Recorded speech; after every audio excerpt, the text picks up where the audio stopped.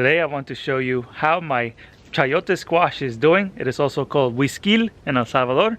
And we have a beautiful plant that I put on this trellis, and it grew so large and it did not produce anything. But the other day I was walking in here and I saw something hanging from my nectarine tree. And guess what? The vine got all the way up there and it is growing some chayotes. So the chayote squash is planted right here, and look at the size of this vine, and it's very woody. This is a perennial vegetable that grows in the tropics that is related to squash. And check out how big it has gotten, and it's all over this trellis I built. And right up there I found one chayote. We have our helper Luna in the garden today. What are we doing today? Hey. So on this trellis I grew some squash, but I also grew the chayote. And I was disappointed because nothing grew this year. But the other day I came under the tree and I was surprised that I found this growing out here. Check out how massive this is. I'm gonna cut it right now. It just fell off the plant, and check out the size of this massive chayote squash that I have grown here in Zone 7A. It is not easy to grow these because they have to grow from a seed just like this one. They grow from a mature chayote and they produce a little vine right at the top here. I started a few chayote squash very early in the winter months. I think it was in January when I started some chayote squash so that I could sprout them. And what I did is I put them on a heat mat and they start to develop the vine that comes up here. And they also put out some roots right here. And then you put this on a pot with soil. And once the frost has passed, I planted them out here. I have 3 plants actually, but I believe only one of them is producing. I was so excited after I found the chayote squash because I have tried to grow this twice before and it has not worked. But finally this year it started producing. And the sad part is that I'm supposed to have a frost tomorrow night. So I don't think these guys are going to make it.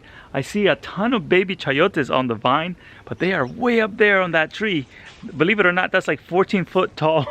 And they are growing up there because they're on a vine. And they got all the way up there. But let me show you the flowers. So since they are related to the squash plants, they do the same thing that a squash does. It puts out male flowers and female flowers. So all the ones that I was looking at in the past, I saw a ton of flowers but nothing was producing. That was because there was mostly male flowers, but now there's female flowers that I can show you. These flowers right here are all male flowers. They don't have a fruit attached to it. So if you grow squash before, you know that there are male flowers and there's female flowers. So these are male, and right down here I can show you one that is a female flower. This one here is a female flower. You can see the little baby chayote behind the stem, and then the flower is at the front. So if you take pollen from one of the male flowers and pollinate this one here, that will get pollinated. One interesting thing that I'm noticing is that the female flower is at the junction with the vine right here, and the male flower is on a stem that comes out of that junction, and these would be the male flowers. So it's so cool that I get to see how the process is working. So there should be a female flower in this junction too.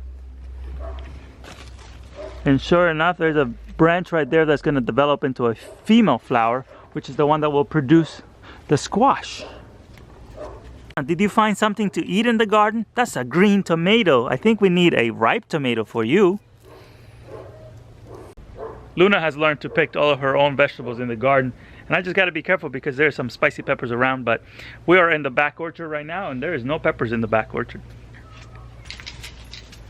I am not sure if this chayote is ripe enough or mature enough to produce a vine, but I think I'm going to eat this one.